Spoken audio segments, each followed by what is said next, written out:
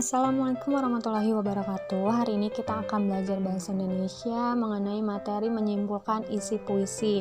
Nah, semoga hari ini kalian sehat selalu dan selalu dalam lindungan Allah Subhanahu wa taala. Amin. Menentukan isi puisi. Nah, isi puisi ini dapat diketahui setelah membaca sebuah puisi.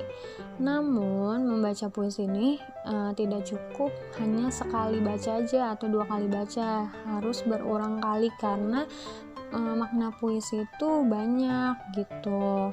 Dan kita tuh harus menghayatinya, memikirkan dan juga berangan-angan tentang puisi yang telah kita baca agar puisi yang telah kita baca itu paham apa makna yang terkandung dalam puisi tersebut, seperti itu. Tadi kan ibu bilang kita harus membaca puisi itu harus berulang kali agar tahu maknanya. Nah, di dalam puisi ini ada dua makna, ada makna yang tersirat dan makna yang tersurat. Kalau makna yang tersirat yakni makna yang sudah bisa dilihat di dalam bacaan. Terus makna tersurat yakni makna yang terkandung atau tersembunyi di dalam tulisan. Kalau makna tersurat itu tidak nampak ya artinya, jadi harus dipahami betul-betul, harus dicerna kayak gitu. Cara mengetahui isi puisi, yang pertama kalian perhatikan judulnya, karena dari judul itu kalian sudah bisa melihat keseluruhan makna puisi. Yang kedua, kalian coba lihat kata-kata yang sering diulang.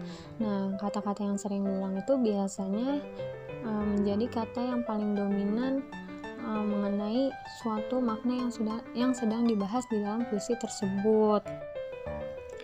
Yang ketiga, kalian harus menafsirkan makna kata atau menerangkan makna kata yang ada di dalam puisi tersebut. Setiap orang itu dalam menafsirkan makna kata itu berbeda-beda ya, karena setiap orang itu punya pemikirannya masing-masing. Makanya kalian tuh harus ada acuannya, yaitu acuannya kamus.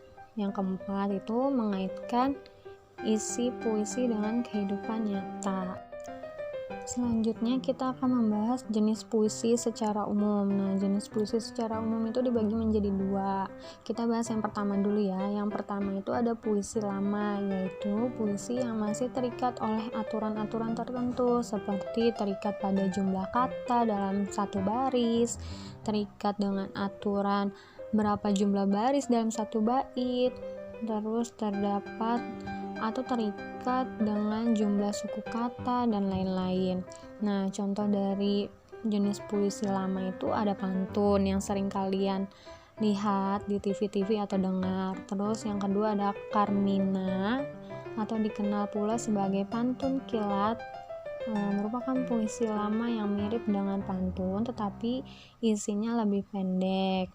Nah, yang ketiga ada talibun, memiliki sifat yang sama dengan pantun, yaitu memiliki sampiran dan isi. Yang membedakan talibun dengan pantun adalah jumlah baris dalam setiap baitnya.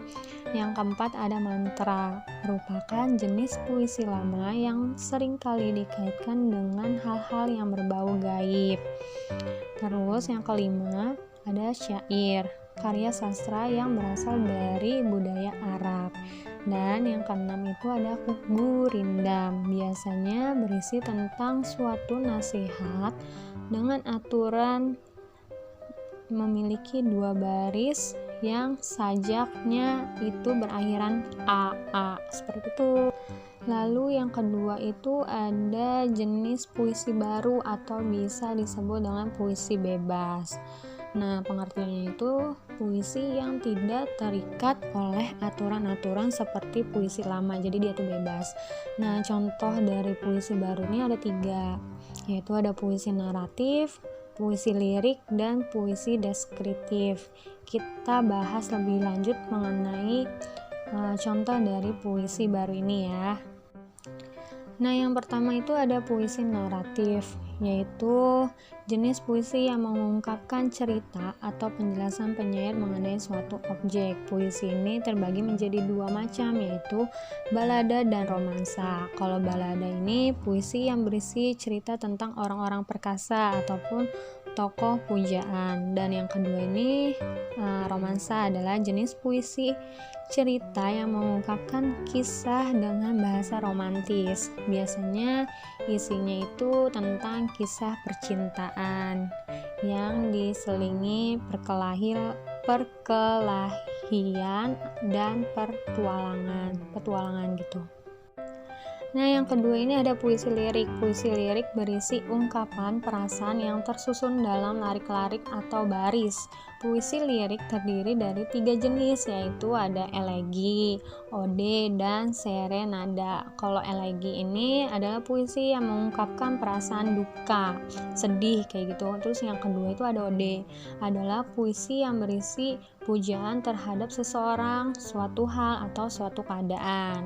Yang ketiga ada serenada, merupakan sajak percintaan yang dapat dinyanyikan. Kata serenada sendiri berarti nyanyian yang tepat dinyanyikan di waktu senja. Jadi serenada ini bisa dinyanyikan ya puisinya.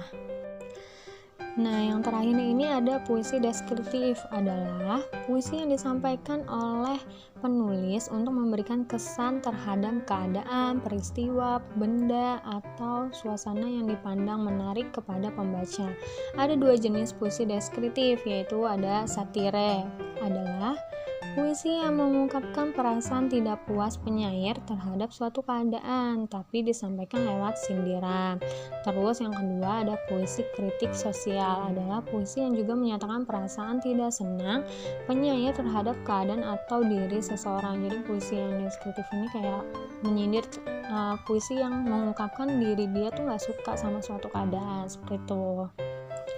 Nah, untuk contoh menyimpulkan isi puisi itu ada judulnya Senja di Pelabuhan Kecil, karya Khairin Anwar, yang terdiri dari 3 bait dan terdiri dari 12 larik atau baris. Nah, ini ada contohnya. Bait pertama maknanya bisa dilihat sendiri, terus makna bait keduanya ada juga, bait ketiganya juga ada. Nah, sampai di sini pembelajaran hari ini. Kalau misalkan ada yang tidak mengerti, boleh ditanyakan.